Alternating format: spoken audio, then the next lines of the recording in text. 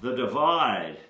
The Staunch Moderates intellectual movement started out as a single-purpose initiative to address the divisiveness in society and to strive for world peace.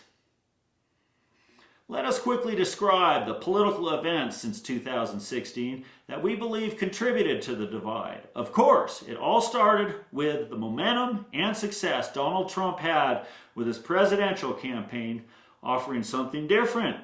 A populist movement making promises with pretty insightful language at times that proved to be quite effective at getting him elected and igniting hate on the other side. Trump's biggest promise, cleaning the DC swamp with his unorthodox workaholic businessman competitive way of almost single-handedly running our government and republic, didn't sit well with some. Many compared Trump to other populist leaders like Boris Johnson and Jair Bolsonaro. Here are some of the more polarizing quotes we've heard from President Trump. "I will build a great wall on our southern border, and I will have Mexico pay for that wall. Mark my words. On Mexico, they're sending people that have lots of problems, and they're bringing those problems with us. They're bringing drugs, they're bringing crime, they're rapists, and some, I assume, are good people. I could stand in the middle of Fifth Avenue and shoot somebody, and I wouldn't lose a vote. She does have a very nice figure. If Ivanka weren't my daughter, perhaps I'd be dating her. On immigration, why are we having all these people come from shithole countries? John McCain is not a war hero. He's a war hero? If he's a war hero because he was captured, I like people that weren't captured. Okay, I hate to tell you.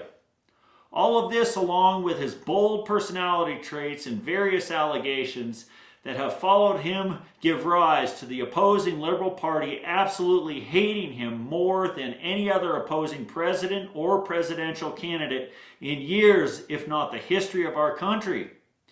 The right likes to call this Trump derangement syndrome. However, at the same time, it seems he can do no wrong with his base, who love him as much as his opponents hate him.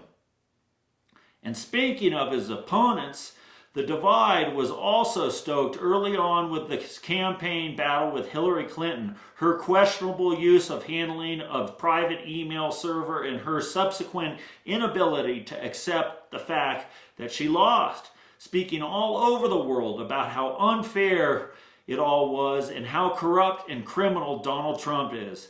Let's also not forget one of the largest deliveries of the divide, the Russian investigation, with Representative Adam Schiff carrying the biggest shovel widening the divide, insisting over and over he had evidence of Trump corruption. And then there's behind the Russian investigation, the questionable character within the FBI, CIA, NSA, the others like Peter Strzok and Lisa Page, James Comey, and John Brennan, to name a few, and to tie it all up in a bow, the Mueller report, and how polarizing the process became, all at the expense of the American taxpayer. Not far behind the Russian investigation, in terms of its impact on the divide, would be Trump's appointment of the conservative Supreme Court Justices Neil Gorsuch and Brett Kavanaugh, and the controversies born out of each, especially the Kavanaugh hearings. But the pinnacle of the political divide has to be the attempt of the impeachment of President Trump and all that led up to it.